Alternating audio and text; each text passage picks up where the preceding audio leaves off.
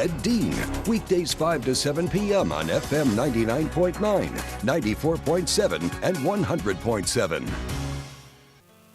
The views expressed on the following program are those of the hosts, callers, and guests, and are not necessarily those of WMEL staff, management, or advertisers. This is Joe Steckler, folks, your host for Helping Seniors, the radio arm of Helping Seniors of Brevard County. Our purpose of the show, purpose of the organization, is to inform, educate, and connect seniors and those that care for seniors with resources. We do this primarily through all the information we publish in various media publications. We're going to talk about that this morning or this afternoon. And through our information specialist, Kay Kaiser, whose phone number is 321-473-7770.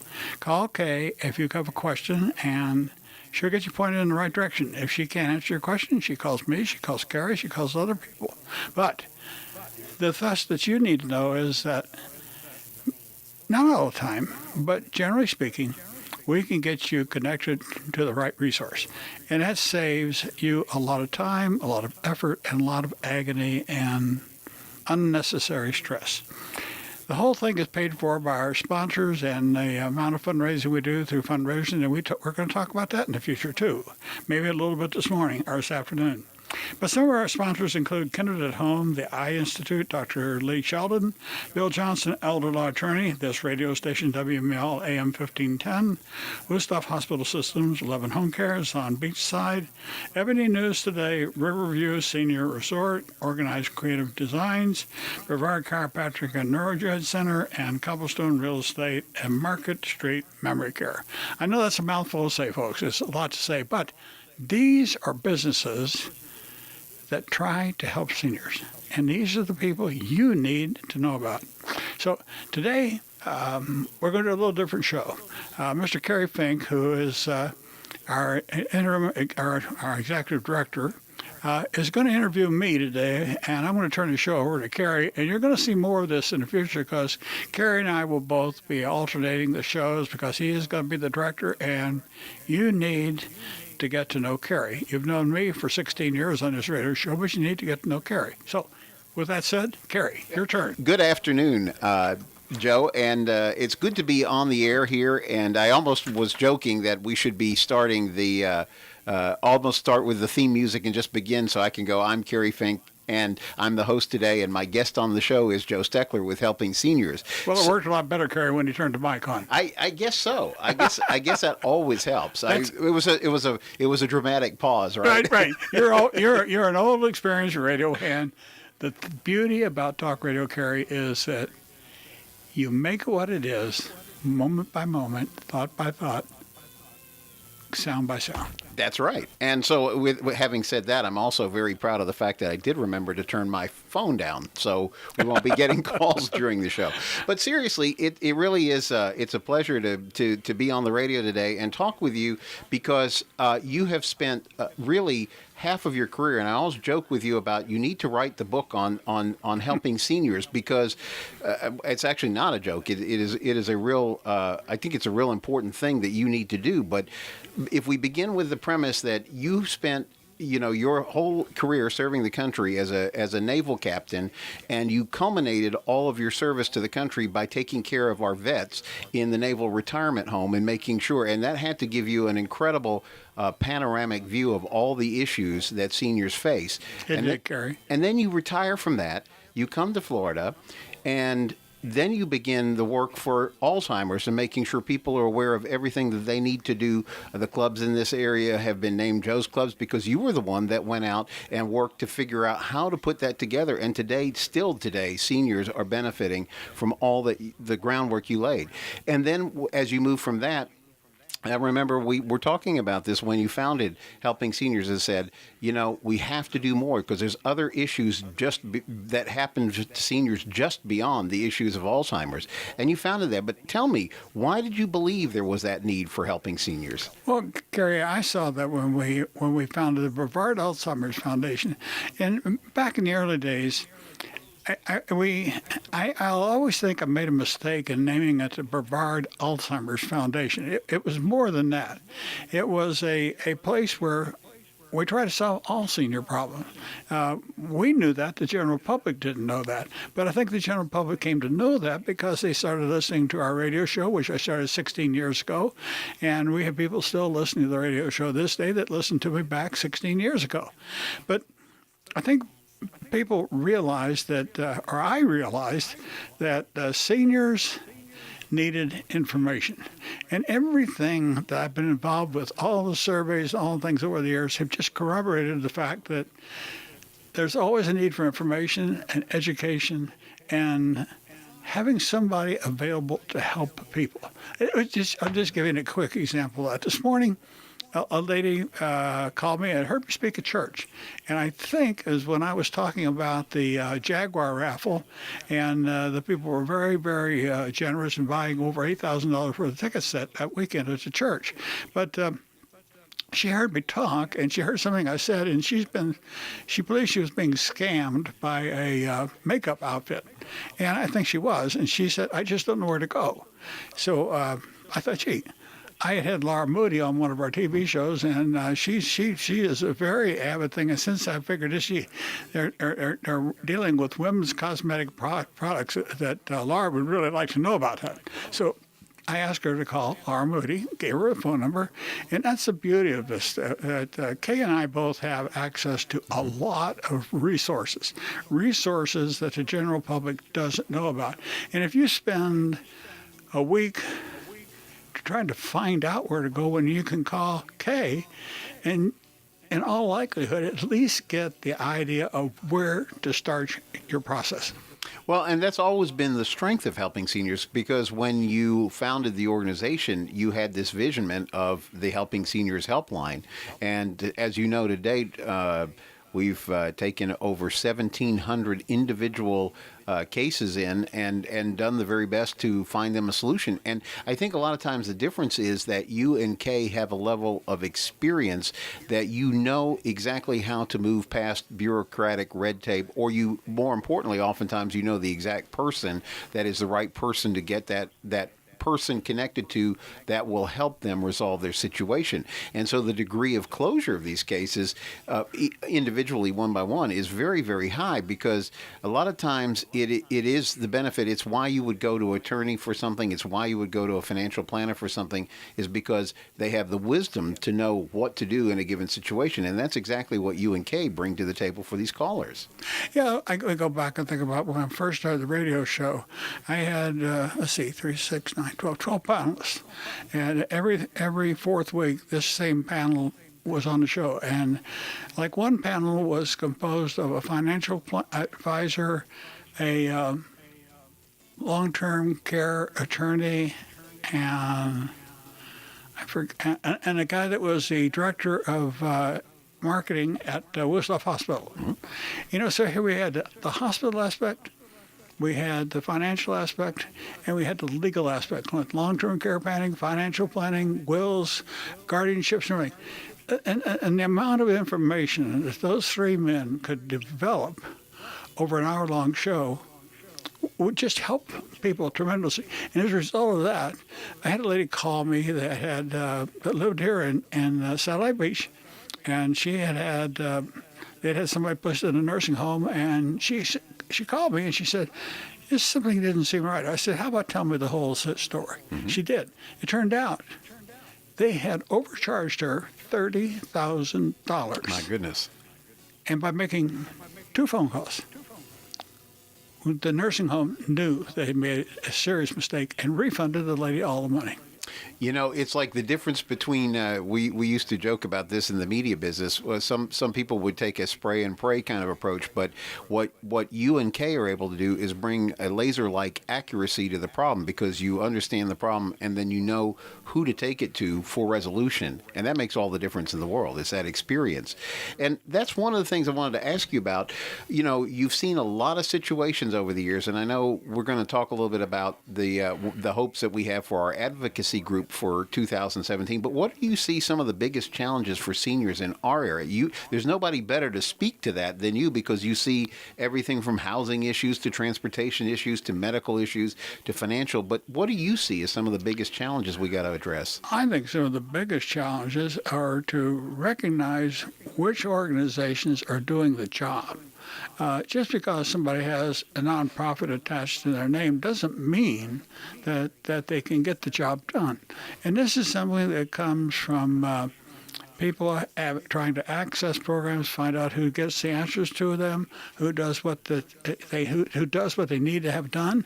But I think information and education are always going to remain some of the biggest challenges. And that's substantiated by the very first survey that we took on our own. That's right. And 17% of the people surveyed felt that the need for information equaled the need for financial services, 17% in both cases. And I go back to the survey that was done in 1996 by the United Way. Lance Jarvis, who is the director for the SHINE program here in Brevard County, and it's a wonderful organization, folks, and we're still not too late if you got a problem with your Medicare or your insurance. And with this possible repeal of Obamacare coming about, you need to remember the number for SHINE, serving the health insurance needs of elders. They are a nonprofit organization. They are all trained insurance advisors, and they can help you get the insurance package that not only is affordable, but meets your needs. And that's so important. That's what the Affordable Care Act was supposed to do. In some cases it did it, other cases it didn't. It caused problems. We still don't have more problems coming about. I'm not sure we need to repeal the whole thing, but I don't know how else you sort it out unless you start all over. And I hate to say that, Kerry. I really, truly do. But based on my own knowledge, I know that information and education are always going to be a big challenge, as is the funding of local services. And the way to develop a good funding atmosphere is to have a group of nonprofits that exist to meet the needs of the community. Not all communities have the same needs. Some communities have more needs than others. Some counties have county nursing homes or county assisted living places. Brevard does not have that. Brevard is one of the luckiest counties for the 5 county commissioners in I think in the United States, because they don't have to fund anything like where some other communities. I looked up in Ohio. Ohio has a tax that they imposed upon themselves to take care of people in nursing homes. We don't do anything like that in Florida. Nothing. It's a catch-22 situation. The Older American Act of 1965, it helped pave the way for trying to put things in place. And that's another thing that's so important, along with the Act of 1960, Welfare Education Act of 1965, and that along with knowledge about Veterans Affairs, which Kay is extremely knowledgeable about. And that's something else. You know, we have 545,000 people in Brevard County, and roughly half of those are seniors. And of that number, over 75,000 are veterans. Right. And repeatedly, we think about, when we say veteran, we think about just the men or women that served. However, you also have to think about all the spouses of those that served, because if they served in a time of war, even one day, they are eligible for the Veterans Aid and Attendance Program. And I don't care how often we talk about it, how much we write about it, how much we talk or do television shows. Invariably, Kay gets calls from people that ask questions. That's the beauty of it. She listens to what they're saying, and she becomes sort of intuitive after a while. It's saying that there are other associated problems. So she says, she asks a question. She says, "How old are you?" And they say, "Was your husband or your spouse a serving member in time of war?" "Oh, why, yes. Why?" "Well, if you're unremarried, you're eligible if you meet certain financial criteria, and generally speaking, not always, but I'd say in roughly 90% of the cases that we find that surviving spouses of World War II or Korean veterans have such a low monthly income that they do qualify for these type of services. So, these services were instituted by a government that recognized veteran services, and they recognized the fact that we will always need to do something for those that are willing to give their lives to take care of other people in the United States. And so that's made all the difference in the world.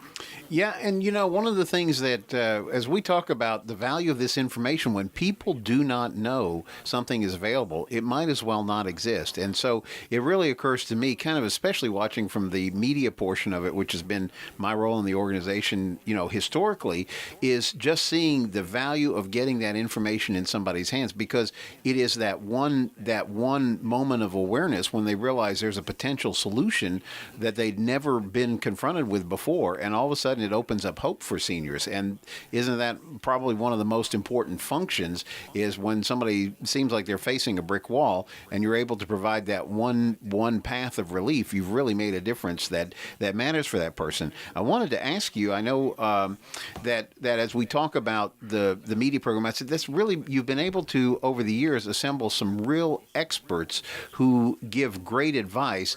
And it's interesting because the people who may never ever call the radio station or may never ever bother to even get on the phone, they're picking up information all the time through the radio programs, through the TV programs, through the newsletter that we publish in the Senior Scene magazine, through different events like that.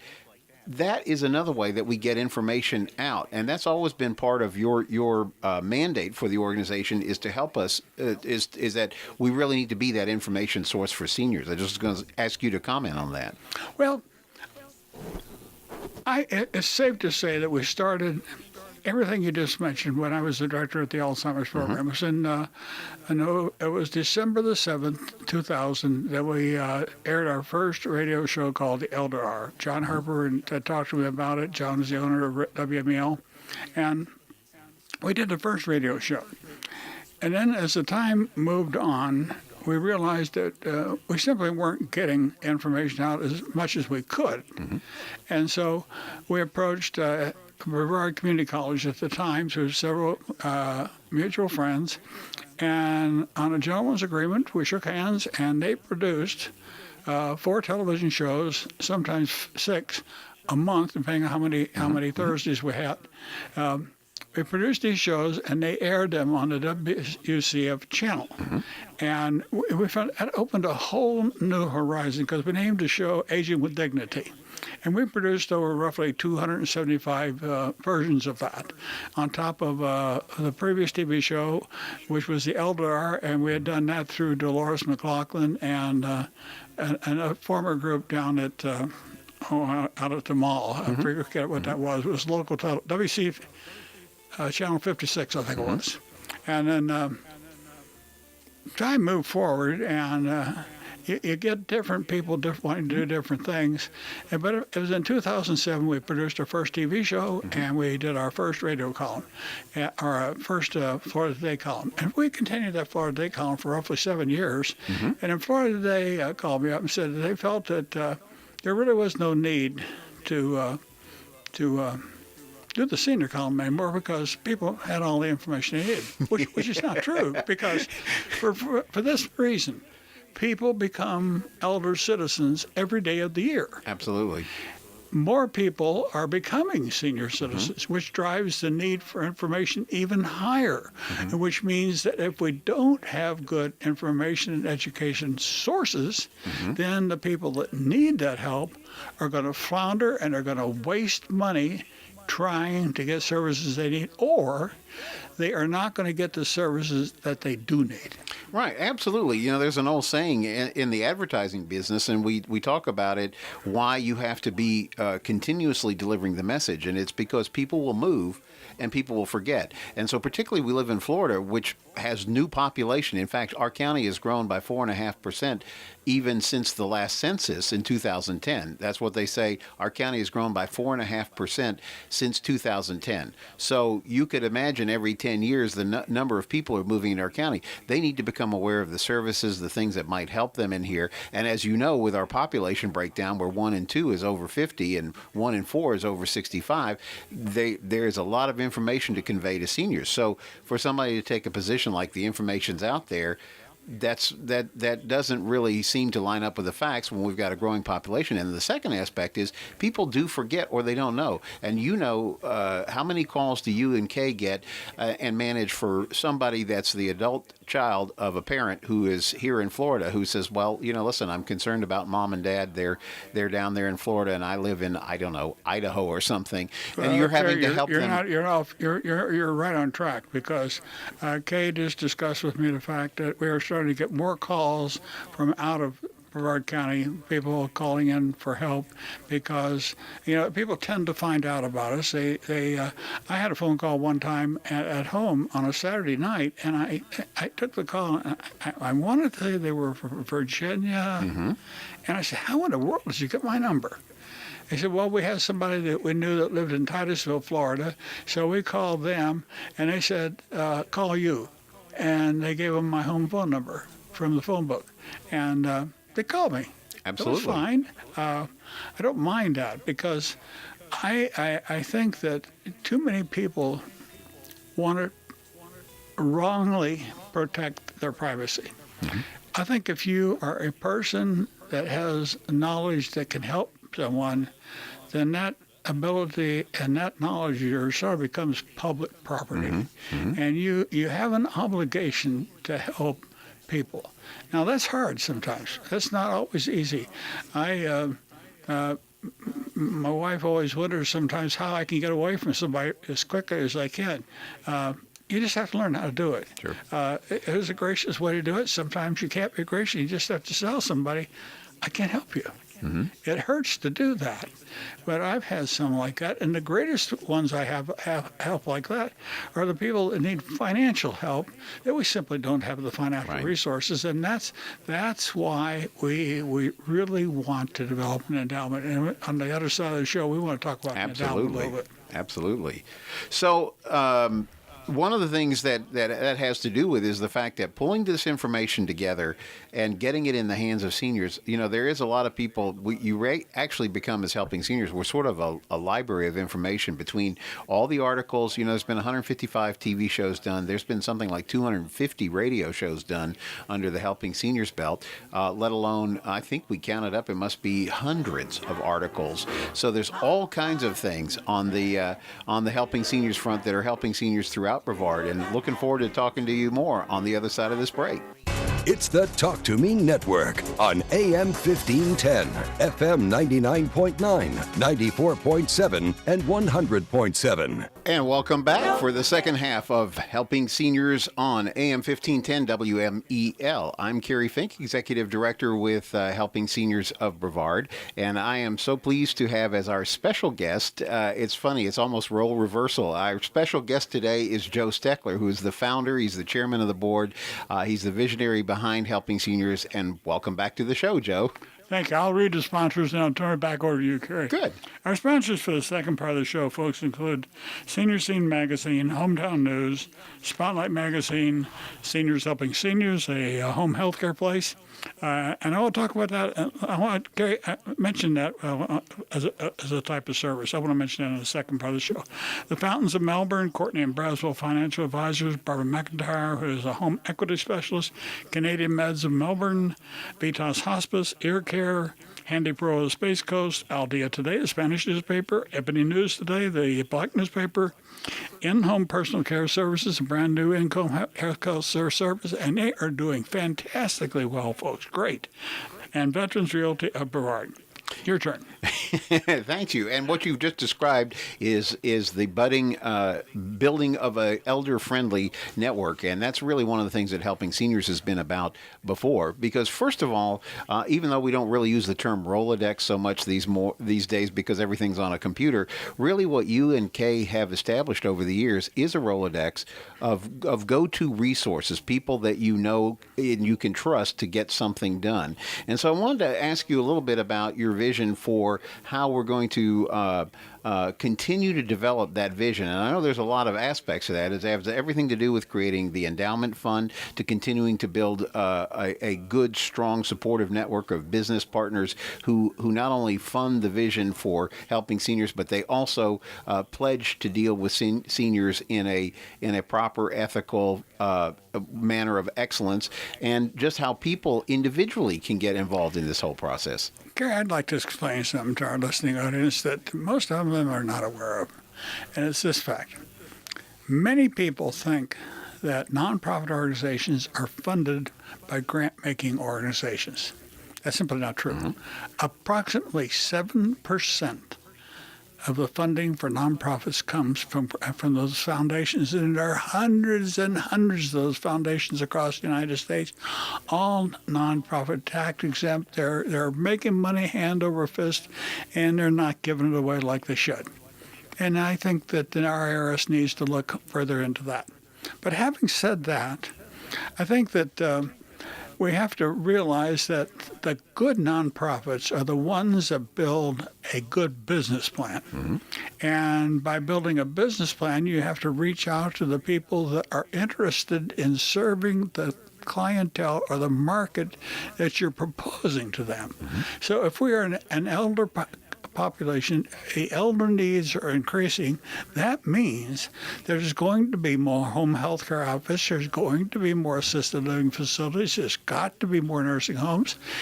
And the state and the federal government simply cannot pay for the whole thing. Over the years, we've seen the long-term care products sort of shift, and they've gone from roughly 100 producing long-term health care products to down around between 10 and 18. Wow. My long-term health care policy costs me on the order of $4,600 a year.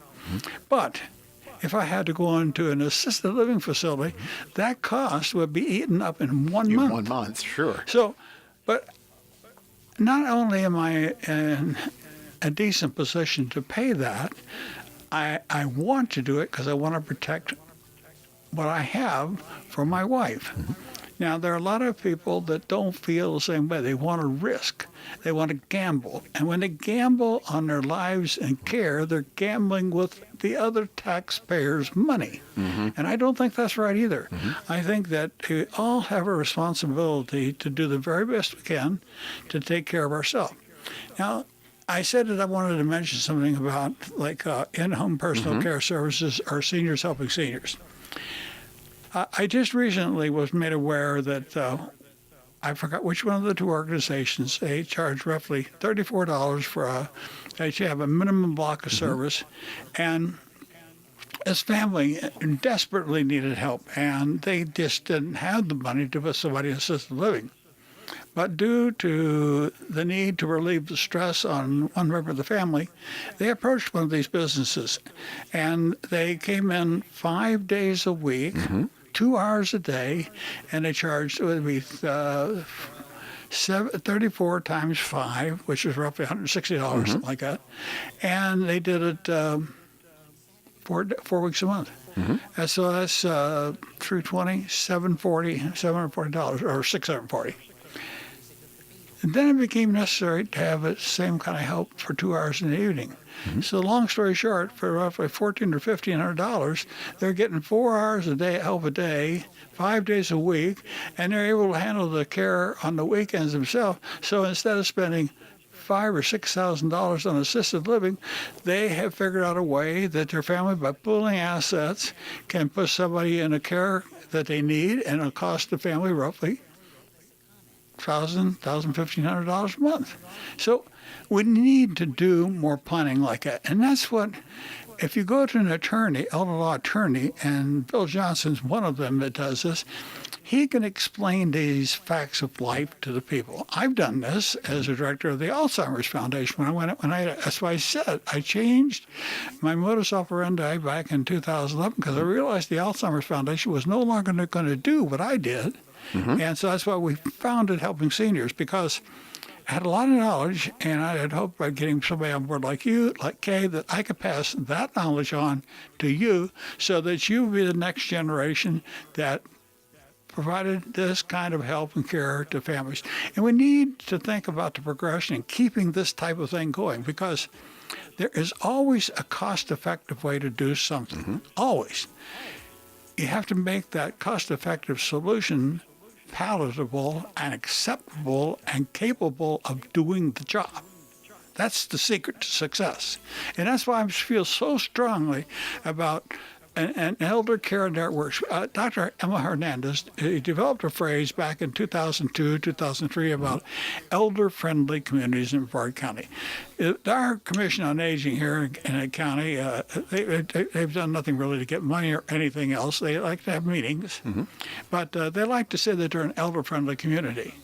You can't call there and get any kind of help. If your roof blows off your house, they'll put a tarpaulin over it for 30 days. And I think that they will pay a utility bill for 2 months. That's about it. But Lordy, some of these people, they don't have money to fix their teeth. They can't eat. I just can't imagine what it would be like, because I have my teeth. I have a couple of dental implants I had to have Dr. Sheldon put in. I can't imagine what it would be like to not be able to keep my teeth in my mouth where I could eat. It would be embarrassing. I couldn't eat corn. There's a lot of stuff I couldn't do. And why make it difficult for people? And by harnessing all this into a network, and I really would like to see radio station WMEL 1510 be the hub of a senior network, and we surround it with our newspaper, media program, our television shows, and talk radio is not extinct. Talk radio is making a comeback. Absolutely. And I think that we need to get people to start listening to these radio shows when they're driving the cars. So many people spend a lot of time in the car. That's right. Why waste the time? Put something on that's beneficial that can help you get information about help you live. Just like the lady who called me this morning was being scammed. That wasn't an elder problem. That's an everybody problem. That's right. And that's one of the points that you just touched on, is that a lot of times, I like the phrase that aging is an on-the-job experience. There's really we're all doing it, and so the question then becomes, as you pointed out, it's going to be different because everybody's personal situation is somewhat different. And you've always talked about the importance of creating a personalized aging plan, so that given where you are and the things that your life represents, that you have a plan that's suitable for the circumstances and situations that you're working your way into. I think that's one of the most valuable things that Helping Seniors of Brevard really does, is help people understand, both directly when they call us in, or if they're getting connected with one of the media programs, to get a sense. Because I know when we went through aging situations with our mother, I'm talking about in our own family, both for my wife and for myself, the very fact of having been involved in helping seniors, we had gotten way ahead of the curve of trying to be on top of a situation that, as you know, can change either day by day or hour by hour. But by having been exposed to that information over a period of time, it made our ability to work through an otherwise very difficult period of time much better. And I think that's the benefit when you talk about the value of what radio does. It's not only a companionship effect, but it's also getting information that really is going to make a difference in a person's life. I mean, right. That is the point. Well, think about it. We've got the hospital, Holmes Hospital down in Palm Bay Hospital. We've got Holmes. We've got Cape Canaveral, and we've got the Vieira Hospital. We've got Woodstock, Melbourne, Woodstock Rockledge, and we've got Parish Medical Center. How many people know about Kindred Hospital? I'd never heard of it until my own mother was required to be a patient there. Folks, you go to an emergency room in one of those hospitals. Now, Kindred does not have an emergency room.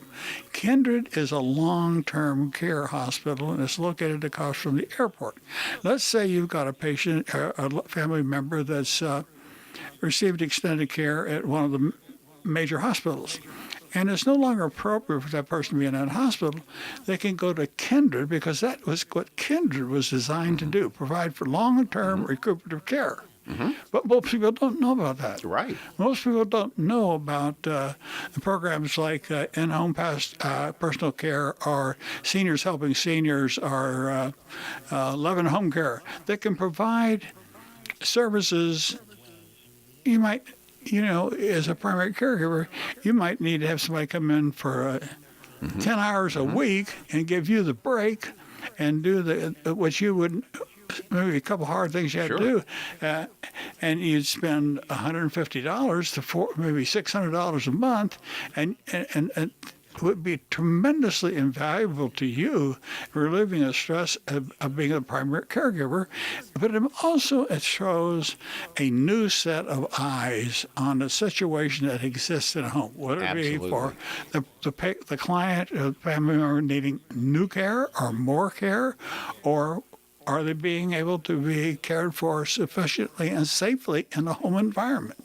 Yeah, I think that is so important, because as it keeps really pushing the point that everybody's situation is a little bit different. And a lot of times people say, well, if you have more money, you have more options. And that's certainly true. But the other I think equal factor is, if you have more information, you have more options. And I agree. Just what you said is so true, because I've heard from all of the people that work with helping seniors and our business partners, where they'll talk about, typically as time goes by, needs shift. So it may start at one level and then it moves to another. Exactly right, Kerry. And so by having a good understanding of all these things, and that's the thing, I think the average person doesn't understand issues about home care, health care, until they run smack dab into an emergency, which, as you know, is the worst time to try to start making decisions, because you didn't have the luxury of getting your options together. So every time I think Helping Seniors puts together a program or something like that, we're helping people really plan something that's going to have meaning. It may have meaning right now, today, or even if they're listening to the radio show and they picked up something from what you said today, it could help them a year down the road when they run smack into something. You never know when that tidbit of information that you filed away is going to come in handy. That's right. You just never know. The other part of the equation of helping seniors, Kerry, is that so many people are involved in care of a family member or a friend. They don't often recognize when a situation is such that it's not being handled in a correct manner by the state-funded agency or someone else. And then it becomes a matter of, is it a form of abuse? We don't like to use the word abuse, but elder abuse is most often committed by a family member. It's just a proven statistic. But having said that, whether it's a family member or a paid-for care member that's doing it, it behooves all of us that are in a care situation to do the very best we can to find out what we need to know. There is a wealth of information on a network. I told my wife, I think we were talking last night, I wished I would have had the internet when I had to do my term paper when I was a first-class midshipman at the Naval Academy. Sure. It would have been a heck of a lot easier. Sure. And I remember when I was in high school, I used to use Mad comic books or something else. I get comic books to help me do my term paper. Sure. And it's but you can laugh about it, but we glean information from so many places. We really do. It's just like I was watching the Senate confirmation hearings this morning, and I just thought, I listened to my classmate John McCain ask, he's the head of the Armed Forces Committee, and I listened to him ask some questions, and I thought, gee, why are you asking that? And, I think we tend to forget that we all, as we grow older, we develop a knowledge base that if we try to share it the right way with somebody else, we can always help somebody. Not always, but most often we can help somebody, but it's got to be handled the right way. Trying to shove something down a caregiver's throat and saying, you must do this, that would just turn me off quicker places.